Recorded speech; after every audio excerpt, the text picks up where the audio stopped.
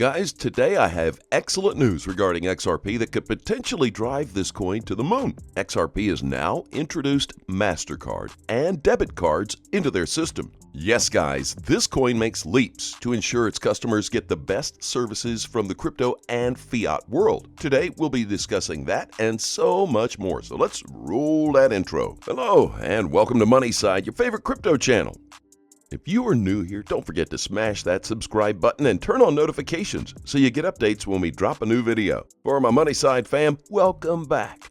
Don't forget to hit that like button if you find this video informative. Now that that's out of the way, let's get down to business. An article published on Medium.com went on to highlight the steps that Ripple and XRP are taking. We're thrilled to announce the launch of the XRP MasterCard debit card. As a part of the global ID vision, we believe that everyone has a right to not only an identity, but also a wallet tied to that identity. With that wallet, they should be able to hold, trade, and spend money and assets of any kind. In essence, it's about giving everyone a seat at the table. The XRP card takes that one step further, allowing users to spend fiat, crypto, or any other digital asset from their global ID wallet powered by Uphold anywhere MasterCard is accepted, all while earning up to 5% cash back in XRP rewards. The XRP card is also the first ever community-linked debit card of its kind. It's available exclusively to members of the XRP Army Group on Global ID. The longer-term version is to empower any community with the tools to quickly and conveniently issue their own community debit cards to their members, each with their own unique set of traits and rewards programs. For now, the card is only available to U.S. residents, but we're working hard on international expansion. Residents of Colorado, Hawaii, Louisiana, Nevada, New York, and Virginia are not eligible for this program at this time. All of this is made possible by Global ID's Sovereignty Stack, composed of several sovereign identity, messaging, and groups, and the wallet, what we see as the core building blocks for the next chapter of the internet. It's one reason we were able to create the XRP card in just 5 months, from conception to initial launch. We also couldn't have done it without our ecosystem of partners, including Uphold, which powers the Global ID wallet, and Apto, whose instant issuance program underpins the XRP card. We caught up with two of the team leads on the XRP card project at Global ID, Paul Stavropoulos and Laura Toe, to chat about the launch, the XRP card program, and the long-term vision. This card is the first ever community-linked card of its kind in the crypto world, and now the community will also have a chance to create their own cards. That will completely change the game. Ripple and XRP allowing its team of elites to create their own cards creates more leverage for this crypto company to make fruitful partnerships. The vision for Global ID is for everyone to have an identity that allows them to trust and be trusted online, similar to real life. For your digital identity to be worthwhile, you need to be able to do something with it. Our theory is that community and groups is the best way of creating incentives for people to kickstart that approach, where the starting point for your identity is to be able to start interacting with other people. Nobody gets a driver's license for the sake of having a license. You get it because it allows you to do things, whether that is driving a car or getting into a bar. For us, building communities is a way to make these identities valuable today. When you get your XRP card, you're not just getting a way to pay for things, you're joining a community of like-minded people who you can trust, interact with, and potentially further down the line, take collective action either socially or financially. That was the comment by Laura. XRP happens to be one of the few cryptos with excellent real-life usage. That makes this coin virtually unstoppable and will likely push the coin to new heights. Ripple's Twitter handle shared a video highlighting some of the improvements RippleNet will have to go through. They are planning to update the system so they can make it more suitable for NFTs. In particular, the company might be working with the XRP Ledger, so the more creative designers can create as many creative ideas as possible. That will potentially make Ripple Ledger more scalable. Guys, I can't stress this enough. XRP is headed to the moon, and soon we are likely to witness the greatest price jump of all time, and that's all thanks to the work that Ripple is doing. There's also another tweet that showcases what the Congress has been discussing about SWIFT. The tweet says, Congress is being made aware of national security issues about SWIFT payment network. 1, cost. 2, speed. 3, vulnerable to cyber attacks. 4. Lack of interoperability with new systems.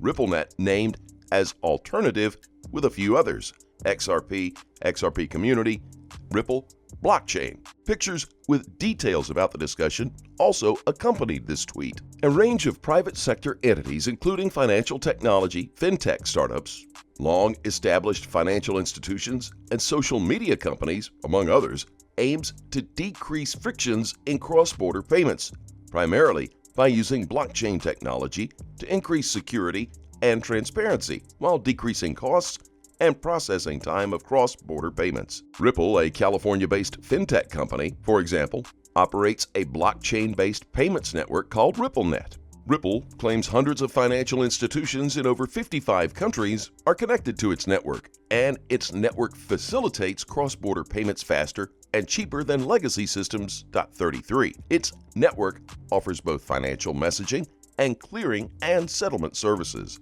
RippleNet's messaging system uses a decentralized network so that all users are on one platform, allowing for bi-directional messaging and higher transparency. This allows end users to track payment movements while decreasing costs and time for settlement. Ripple's market share in the cross-border payments market is unclear, but it has stated that its network processed almost 3 million transactions in 2020, nearly 5 times that amount in 2019. Another new payment network that uses blockchain technology is JP Morgan's Link. In 2017, JP Morgan launched the Interbank Information Network, the IIN, rebranded as Link in October 2020, as a real-time information sharing system supported by blockchain technology. JP Morgan claims the network has more than 400 financial institutions. Cross-border payments facilitated through networks like RippleNet and Link serve as an alternative to SWIFT. Wide-scale adoption of digital currencies could also diminish the need for financial messaging systems. Over the past decade, the private sector has developed thousands of cryptocurrencies. SWIFT introduced a central platform and messaging standards for cross-border payments that previously did not exist, and as a result, increased the speed and efficiency and lowered the cost compared to the old Telex system. However, stakeholders have raised concerns and issues regarding SWIFT, including the cost and speed of cross-border payments, which are lagging behind domestic payments, as well as cybersecurity. From what you've heard, SWIFT has a lot to do to ensure it can compete with RippleNet. Even though the system has effectively worked for the last century or so, I believe it's time we all move to the new system, that is, RippleNet. The fact that Ripple runs on a decentralized network ensures it's free from cyber attacks. More importantly, companies using this network typically don't have to worry about domestic fees. That's because the cross-border system works seamlessly with the current global network and doesn't have any hidden fees. Additionally, the cost of implementing RippleNet is far lower than what is being used to maintain and operate SWIFT. Congress will finally conclude, like we all did, that Ripple is the future for cross-border payments. If it was not for the current case with the SEC, Ripple could virtually be unstoppable. Here's the funniest thing about the current case. The lawsuit is working in favor of Ripple's publicity.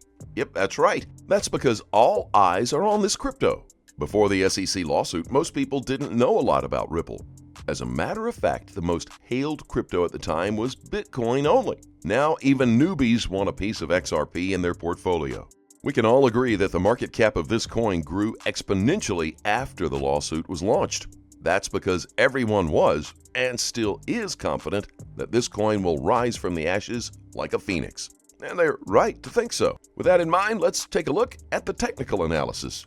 Now, we're looking at XRP in the daily perspective. Take a look at the 2017 fractal and the triangle formation it formed compared to the current market cycle. Triangle pattern, fractals, and fib extensions all line up. Not to mention that if you line up the fractal with the top of the current bull cycle, which is around $1.95, that fractal points to an all-time high in the second half of quarter 4. Again, just like in 2017.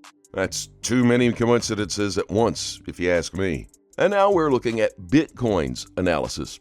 Consider first the daily chart, where Bitcoin is in the process of forming a bullish outside candle. It's also holding the 21-day EMA and trying to break the 100-day SMA. The 100-day SMA is potentially important because it helped mark the uptrend last year. especially in September and October. In addition, MACD has been steadily rising on the chart. Next, here's the 4-hour chart. Notice how the 50, 100, and 200 period SMAs are rising, unlike the June-July period. The last time all three of these turned positive was early October when Bitcoin was around $11,300. Finally, the week's chart's stochastics have been mired in oversold territory. Historically, this has marked a bottom for prices. For example, in late 2018 and early 2019. It also marked a near-term bottom in October 2019. Please keep in mind we're not a licensed financial advisor. All videos on this channel are intended for entertainment purposes only. Tell us what you think in the comment section below and let's have a conversation. As always, I thank you so much for watching. Don't forget to like this video, and please click on that subscribe button below. Turn on notifications so you get informed when we post our amazing content. Hey, thanks again, and we'll look forward to seeing you in the next video.